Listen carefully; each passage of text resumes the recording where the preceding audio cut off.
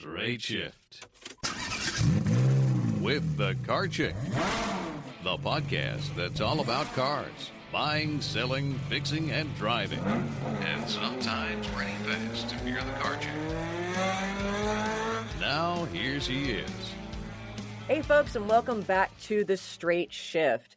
One of the fun parts, at least for me, of buying a new car is picking the color that you want. The one that best suits your personality and makes you smile every time you look at your new ride.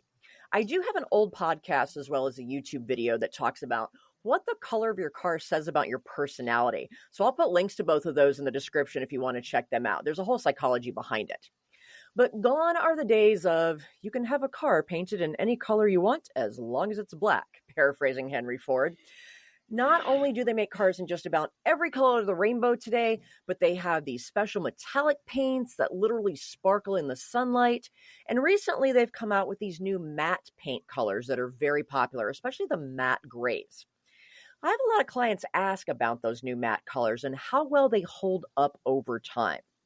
And unfortunately, I also frequently see car owners complaining about the paint on their brand new car. It's got swirls in it, straight from the dealership, or orange peel, after just a few months of driving.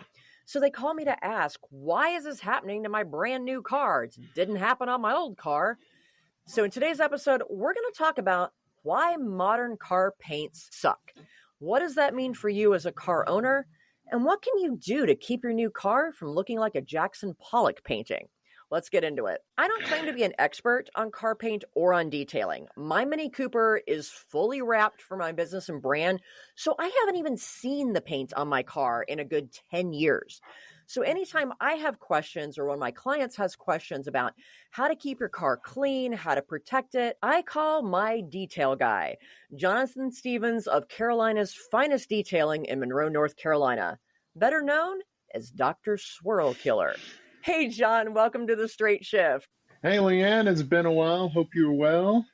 I am. Before we get into talking about why car paint colors absolutely suck today, tell us a little bit about just quickly how you got into the car detailing business. Yeah, well, getting into cars was just something that happened from a young age. I got into detailing actually before I got into cars. My dad drove this really huge, Peterbilt growing up, and the only way to really be able to spend time with him was helping him clean it.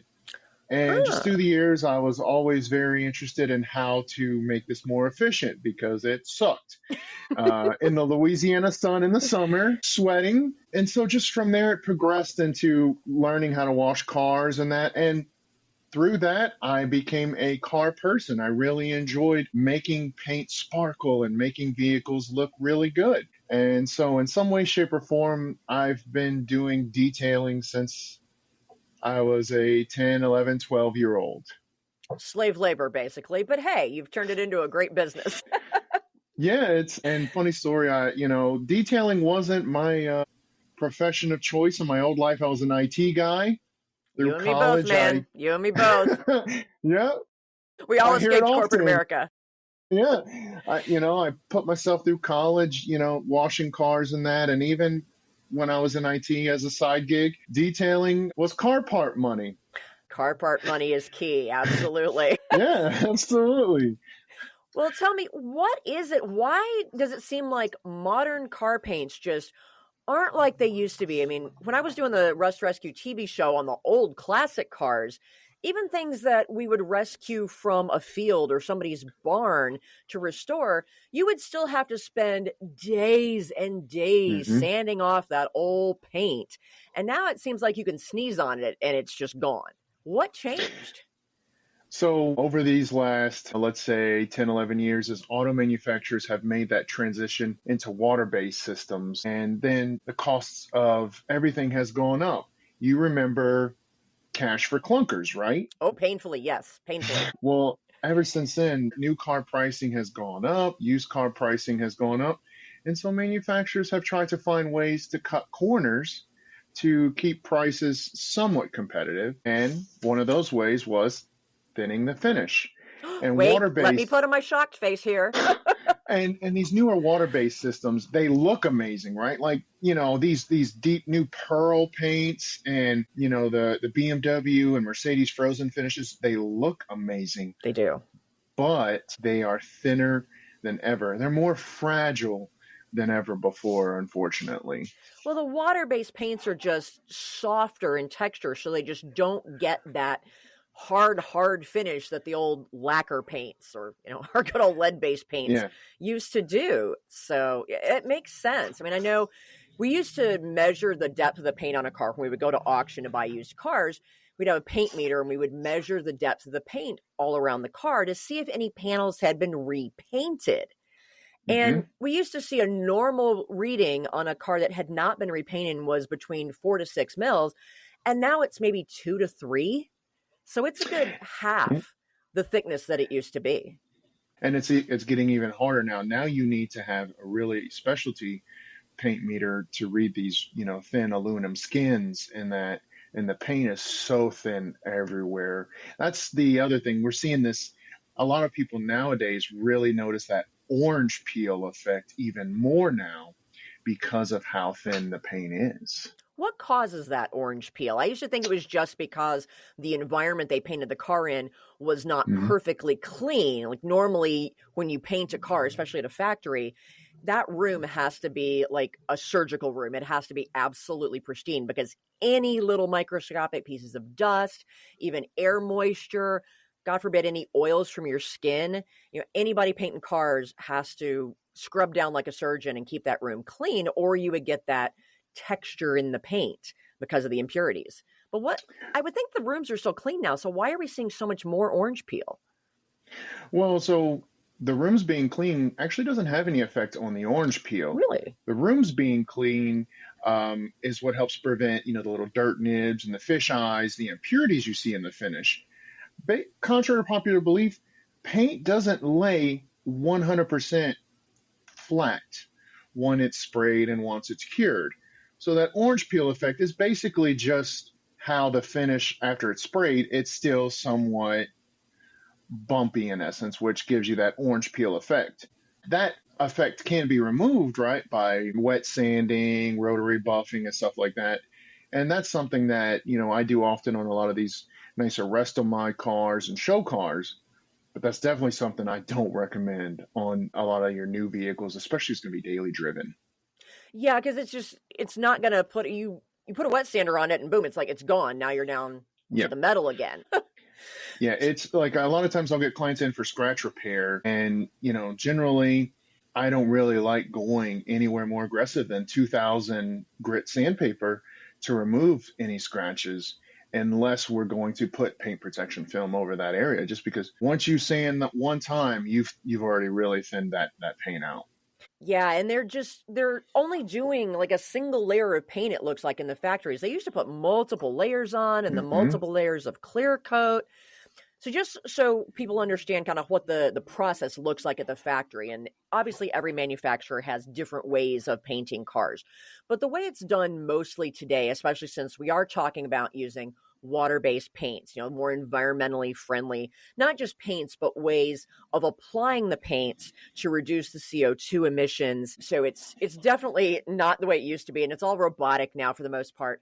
Oh, But yeah. when the car body, the unibody is put together and you just have your raw metal that's now car shaped and they weld everything, then they take that through and they have to clean the heck out of it to get any impurities, any metal dust, anything off the car. And then they put it into a bath of primer. It's a rust resistant primer, and it's often done as a bath, and it's done to where the paint adheres to the metal using electricity. And I'll probably could do a whole podcast just explaining that process. It's really interesting. They It is. basically put it in a bathtub and then throw in a hair dryer. All the things we're told not to do in a bathtub, that's how they get the paint to stick to the metal. It's kind of cool. And then they'll go through and put the sealer on all the seams. This is sort of like caulking if you've ever done any work around your house with baseboards and trim.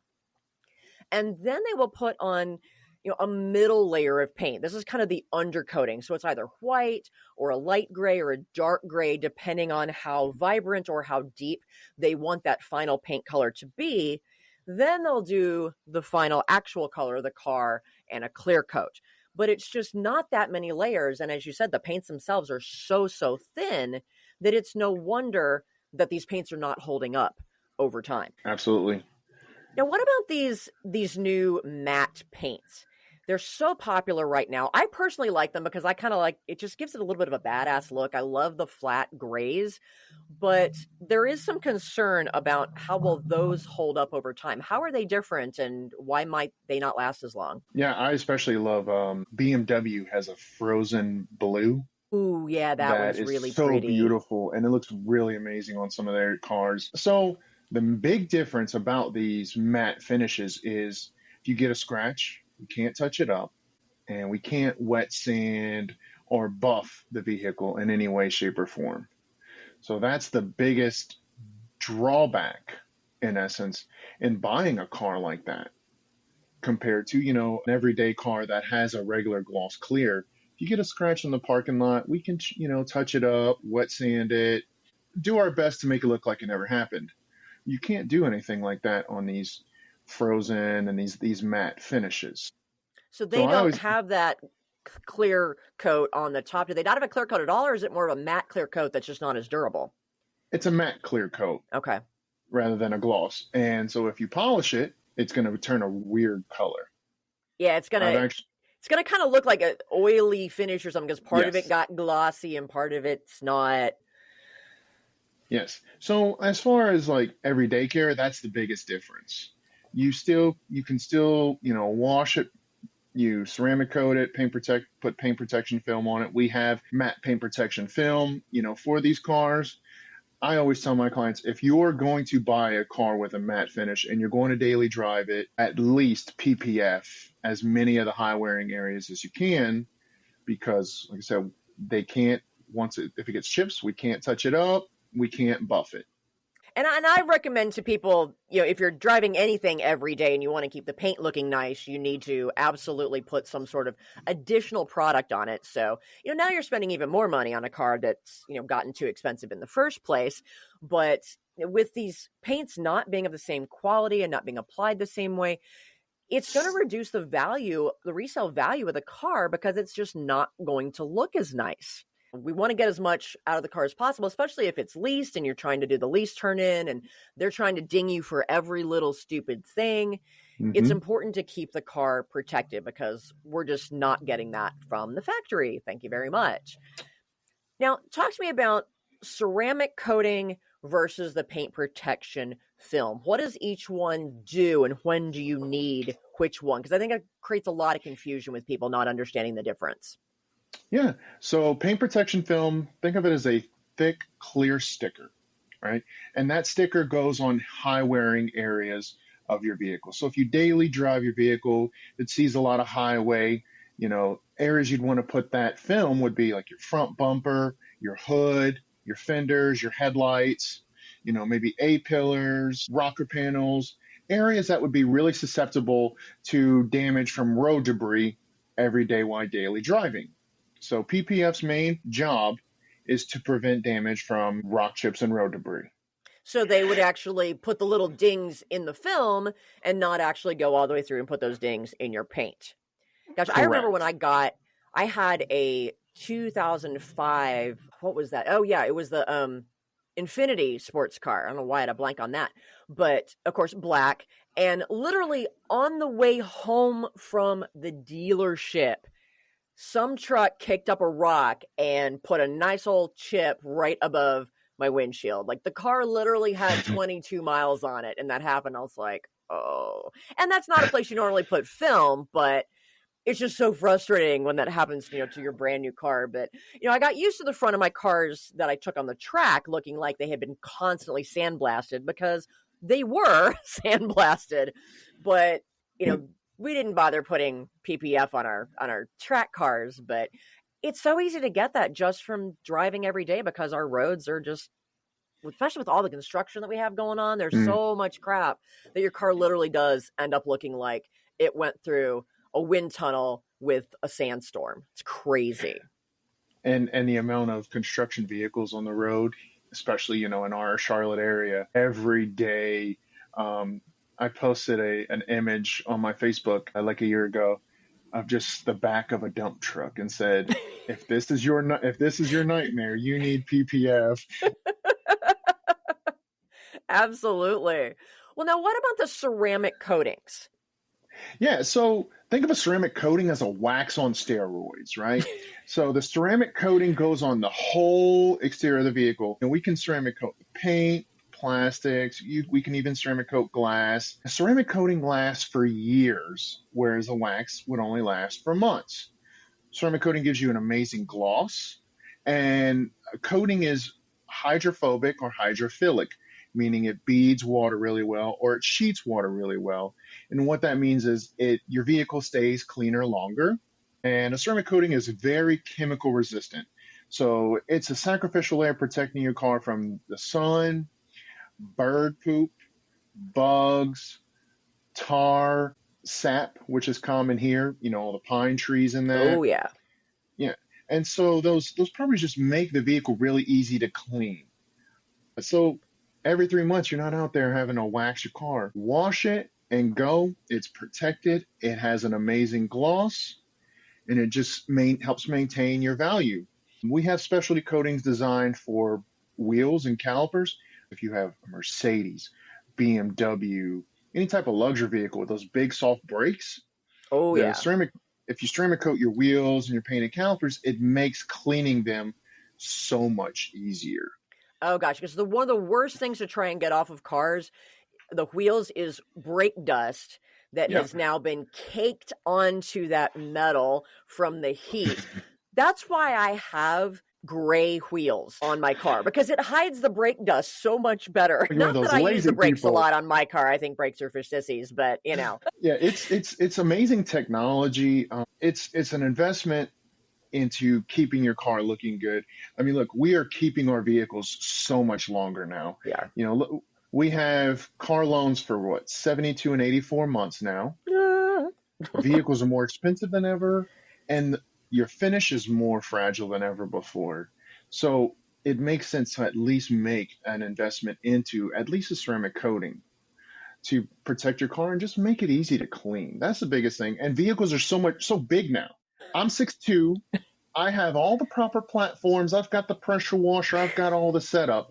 And the time it takes me to clean, a large pickup truck or an SUV, and I'm very efficient at it. So I imagine people in their driveway trying to maintain these vehicles. That's when a coating just makes your life so much easier.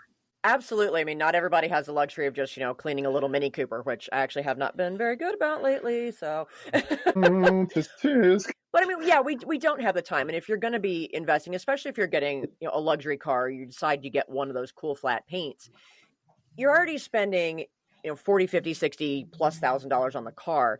Spending a couple more grand to get that paint protected, I think is totally worth it. I do want to ask, though, because a lot of the dealers have been, they love to put all their dealer added accessories, their little addendums on the car to jack up the price. And one of the things that I'm commonly seeing now is they are putting what they call their little protection products. And for many dealers, it is a ceramic coating. Are the stuff that the dealer's putting on the car, is that worth anything? Or is it just more smoke and mirrors crap and it's a junk product and inexpertly applied? Is it even worth what they're charging for it? I'll be honest with you, it's definitely not worth what they're charging for it, especially because they're not prepping the car like a professional detail shop is going to ensure proper adherence of that product.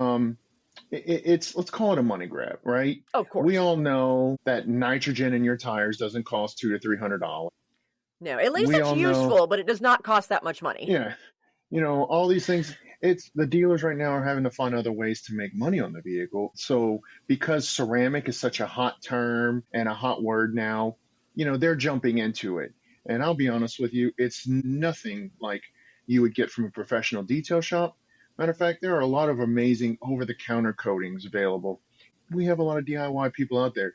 There are a lot of far better products out there that you can buy yourself and apply compared to what a dealership's putting on your vehicle. Again, let me put on my shocked face.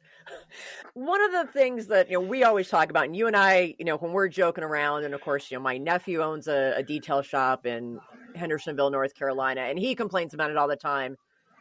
GM black paint. Like, Ugh. What? It is universally known as the absolute worst paint in the entire automotive industry. But why is that? Is it that the GM paint in general is just so bad and the black just makes it worse because it shows everything? Or is there something just extra special crappy about GM black paint? What's up with that? All right, now before I go on a rant, I just want to make it clear that I love black vehicles. I don't have any issue with them, but I hate black vehicles. Now, is that all black vehicles or is it like really specifically GM black vehicles? The GM black vehicles I love. And I have no idea why GM black paint, it is so, 9 out of 10 inquiries I get, clients that have hoods and roofs failing that are black paint. It's a Suburban, a Yukon, a GMC, a GM product. Mm-hmm. And I have seen on the internet, there are people, like GM apparently knows about it. Dealerships know about it. There's threads about it. Some people are able to successfully get it fixed. I don't know. It's crap. It is crap. It's absolute crap. It's crap. It's the softest black paint on the market. Black in general is just a really hard color to maintain, right? It is. It's very soft. When it's clean and polished, there's no color that looks better. But maintaining that finish is really difficult. And black paint, unlike a lot of your darker color paint, absorbs heat. Right. Whereas your brighter colors, reflect light. I think that definitely has a part of the issue. Especially you have these newer, these big SUVs, the hood and the roof are flat. Right. Right. So you have the sun beating on them all day. You have the heat coming from the engine bay. A lot of people that have these vehicles, they're going through drive-through car washes that are abrading the surface. Drive-through brush washes is the worst thing you can do for your vehicle. That's where all those swirls come from. That's where the swirls come from, bar none. Stop going through brush car washes. Listen, I understand. I have a wife and kids. I have a business. Sometimes you just need your vehicle washed. Stop going through brush washes. A touchless wash, if you have to here and there. Okay, it's better than nothing, and at least it doesn't it's better than nothing, touch right. your car. It doesn't work in my Mini because my Mini's too short. So the machine, I can either get it to clean the front of my car or I can get it to clean the back of my car. But it can't adjust for just how short my car is. So if I do go through one, I pull up and I watch it and it's coming around the side of my car. And then I put it in reverse and I actually drive the car backwards a little bit so that it goes around and then it can get the back of my car. But yeah, it's just not ideal.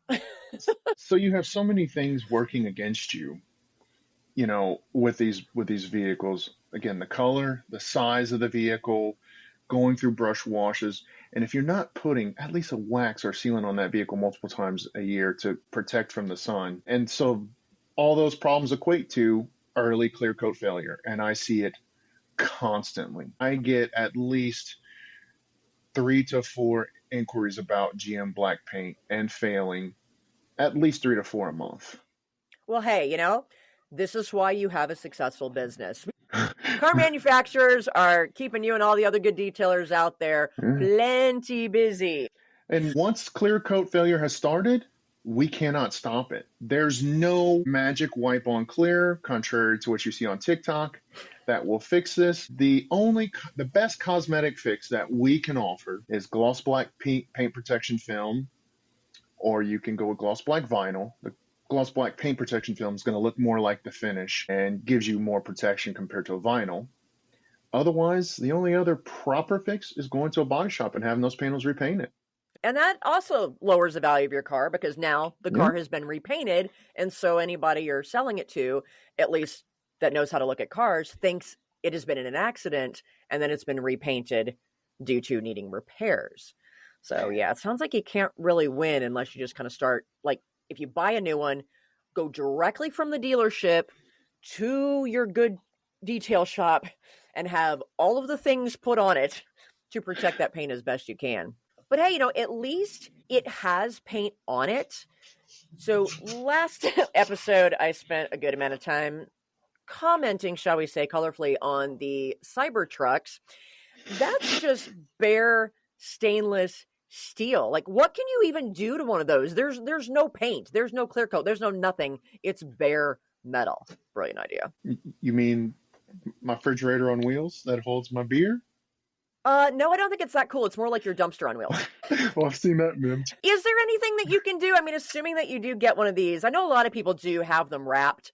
Yes. And I'm sure that's to protect it and also to give them some sort of Yeah. individuality, but That's the most common thing most of your Cybertruck guys are going to do is either wrap it in vinyl or, we have colored paint protection film, which is newer technology, which looks really awesome as well. If you want to protect that finish, those are your two options, honestly. That bare metal is porous. Right. So a ceramic coating is not going to properly adhere and last on that surface. Any detail that's telling you otherwise, run far away. well, that's actually a good question because unfortunately, not everybody who listens to this podcast lives in the greater Charlotte area and can bring their car to you. What do they need to look for to find a good detailer that can install these products for them on their car in their area? I think the biggest thing is just to speak with them, and especially if you can speak in person. I really encourage people to come to the shop, check out the shop, and talk with me. In my opinion, you're doing business with that person, right? And for me, I want to build a long-term relationship with my clients. So speak to them. Are they trying to be pushy? Are they trying to hear your concerns? Are they open and willing to give you references from other clients to be able to speak to and maybe, check out their reviews and be really wary? Because a lot of people nowadays, because Google reviews are such a huge part of showing up, right, in search history. And a lot of guys are really, they're offering discounts and that. But just, don't be afraid to look at the reviews and speak with them and really gauge how confident they are in what they're doing and what their process really is. Don't be afraid to speak to more than one detailer. Oh, absolutely. You should definitely shop around and going to the shop, taking that time will also, you can very often see how they're working and see examples of other cars that they have just recently done that maybe the customer hasn't picked up yet. And you can actually take a look at their work to see what it looks like. Absolutely. You're doing business with a person, not a price. Obviously, you've got a lot of price shoppers out there, and that's totally fine. But if you're looking to build a relationship, don't be afraid to show up. Now, call and make sure it's okay to show up, right? You've got a lot of shops. Don't just show up on their doorstep. Yeah. Like, I'm a one-man show, so I require an appointment to come see me because I'm working on other clients' cars. So don't be afraid to call ahead, make sure it's okay to stop by. And then also nowadays, man, we have this amazing thing called social media. There's Facebook groups and there's forums and that. A lot of people that are car oriented, there's groups specifically for those vehicles. Don't be afraid to get in those groups and ask for recommendations as well. Yeah, especially from people who are into car shows and showing their cars. Obviously, they want their car looking absolutely as perfect as it possibly can so they can win their awards. So they're going to be good resources for recommending, who's a good detailer, who can make your car look that showroom quality and who can't. Yeah, 100%. And I'm a big believer. I'm shop-based for a reason. If you're looking for this type of high-end work, ceramic coatings and PPF, you want a really nice shop. You want to have a nice shop to do that type of work, not some guy in your driveway. No, washing my car in my driveway, that's perfectly fine. But you do not want any of these things applied in a non-pristine environment where they don't have all their tools, all their equipment. So 100%.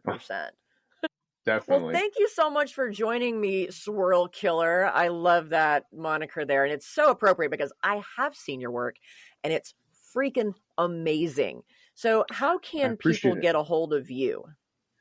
Man, reach out to me I'm on Facebook at Carolina's Finest Detailing, Instagram, Carolina's Finest Detailing, or check out my YouTube channel, Carolina's Finest Detailing. I am working on putting out a lot of educational videos for people because once you spend this money to have your vehicle protected, it's really great to have a resource to go back and look at, okay, now that I've done this, how do I maintain that? And that's what I'm aiming at with some of these newer videos I'm releasing.